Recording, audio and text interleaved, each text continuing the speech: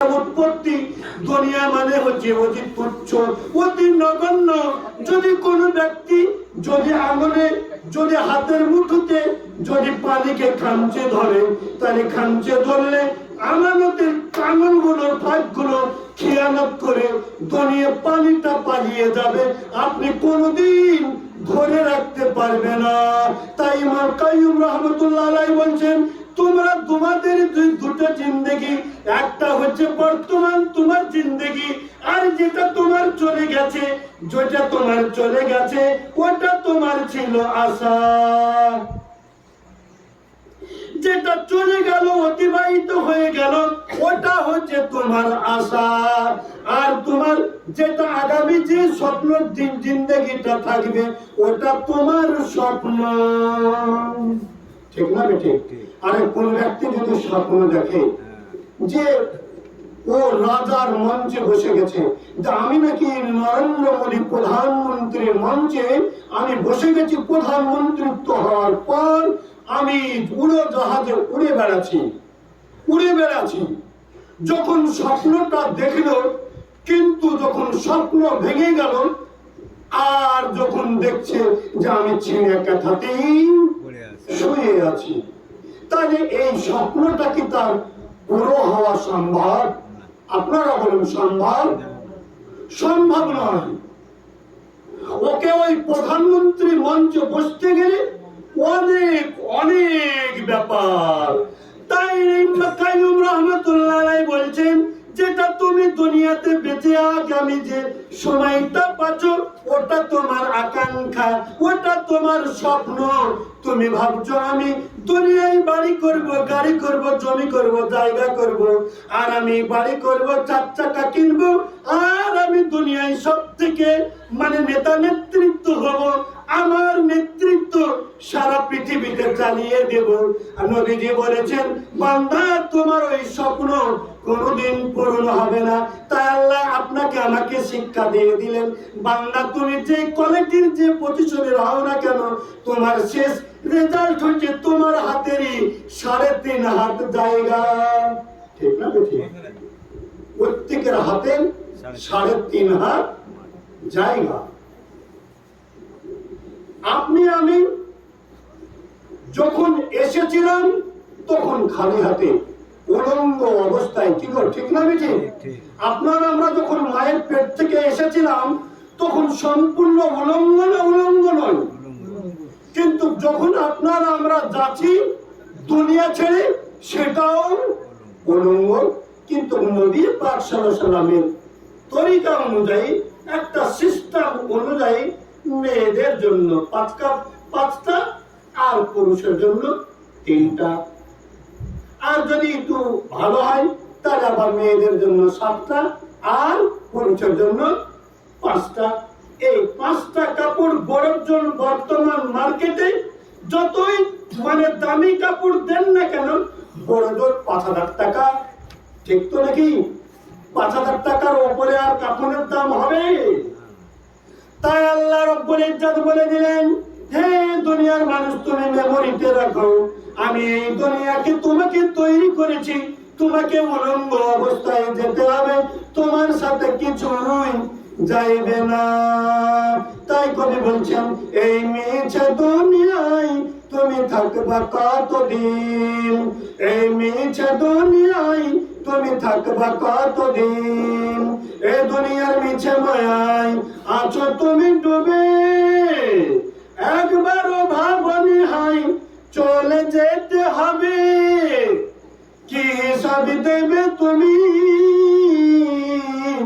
শেষ বিচারের দিন, এই মিছে দুনিয়ায় তুমি থাকবা কতদিন। বলেন, গ্যারান্টি আছে চিরতরের জন্য থাকবো? তাহলে চিরতরের জন্য যখন থাকবোই না, তাহলে একটু দুনিয়ার লোভ লালসাকে ত্যাগ করে দিয়ে আপনি আমি প্রত্যেককেই, কিবা হাজি, কিবা ওলি, কিবা দরবেশ, কিবা পীর, কিবা মুহাদ্দিস, আমি যতই ভালো কথা বলি, কিন্তু আমারও শেষ রেজাল্ট কবর। তাহলে আমি যখন আমার কবরের বিষয়টা মেমোরিতে নিতে পারছি, আপনারা আমরা কেন পারবো না? কেন পারবো না? একটু ভাবি। অনেকে বলে আর মানুষ মরে গেছে তো পড়িয়ে গেছে, আর মিলাদ দিই বা তার কি হবে, তার কি করি বা কি হবে? কথা ঠিক, এগুলা হচ্ছে আপনার নকলি ইবাদত, এগুলা হচ্ছে আপনার এক্সট্রা নকল ইবাদত। কিন্তু প্রকৃতপক্ষে আপনাকে আমাকে আসল ইবাদত হচ্ছে আপনাকে আমাকে দুনিয়াতে বেঁচে থাকতে থাকতেই করে যেতে হবে। আপনি আমি যা করে যাব সেটাই আপনার আমার জিন্দেগিতে সেটাই পাবো। অন্য আয়াতে বলেছেন, আল্লাহ রাব্বুল ইজ্জাত বলছেন, আল্লাহ রাব্বুল ইজ্জাত কাল কিয়ামতের ময়দানে সমস্ত একটা দলে একটা শ্রেণীর মানুষকে অন্ধ করে উঠাবেন, দুই চোখ কানা করে উঠাবেন। উঠানো পড়ার পরে যখন উঠাবে তখন সেই অন্ধ ব্যক্তি বলবে, আল্লাহর সাথে বলবেন, লিমা হাসারতানি আমা ওয়ালাউ কুনতু বিনা বাসীরা। আল্লাহকে বলবেন, ওগো আল্লাহ, তুমি আমাকে কেন অন্ধ করে উঠাইলে? আমি তো দুনিয়ায় ছিলাম চোখওয়ালা, আমায় দুনিয়াতে চোখ নিয়ে বসবাস করতে শিখছিলাম। আল্লাহ, তুমি আমাকে কেন অন্ধ করে উঠাইলে? তখন সেই ব্যক্তিকে আল্লাহ রাব্বুল ইজ্জাত বলবেন, ওরে বান্দা, তোমাকে আমি এই জন্যই অন্ধ করে রেখেছি, অন্ধ করে উঠিয়েছি।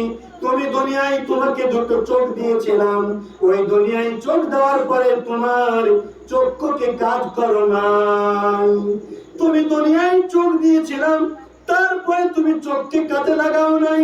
তুমি আমার দিনকে, আমার ধর্মকে, আমার ওয়াহদানিয়তকে তুমি দুনিয়ায় বসবাস করে দিয়েছিলে, আমার দিনকে তুমি অন্ধ করে রেখেছিলে। আর তুমি দুনিয়ার মোহের মধ্যে পড়ে, দুনিয়ার প্রেম প্রীতিতে পড়ে তুমি ভুলে গিয়ে সমস্ত বিষয়টা তোমার মেমোরি থেকে ভুলিয়ে গিয়েছিলে। এই জন্যই আমি তোমাকে আমি অন্ধ করে উঠাইছি।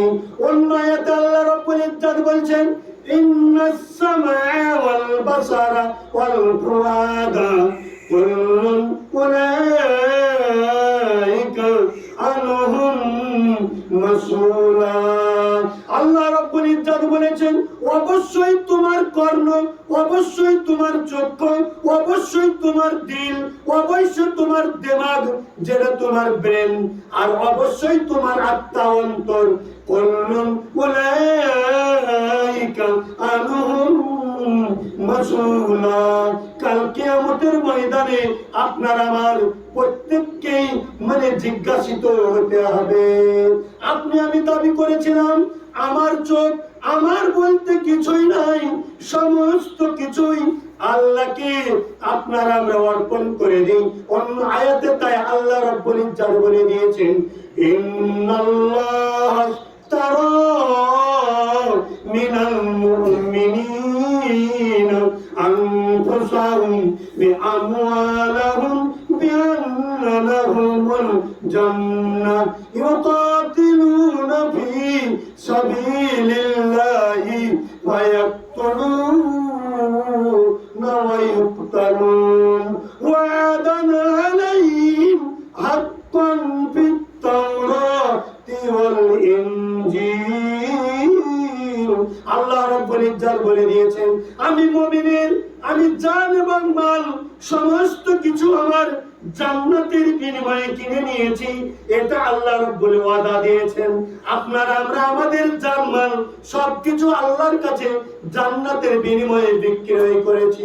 এবার আপনি আমি যখন বিক্রয় করে দিয়েছি, তাহলে আবার আমার কেন থাকলো?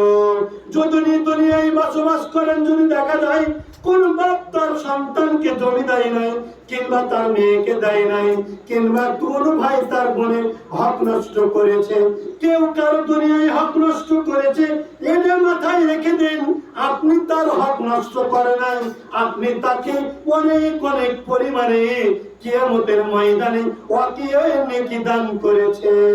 আপনি ভাবছেন আমি ওকে ধোঁকা দিয়েছি, নবীজি বলেছেন বান্দারে তুই ধোঁকা দিতে পারিস নাই, বান্দা তুই নিজেই ধোঁকায় পড়ে গেছিস, তুই নিজেকে ধোঁকায় পড়ে গেছিস।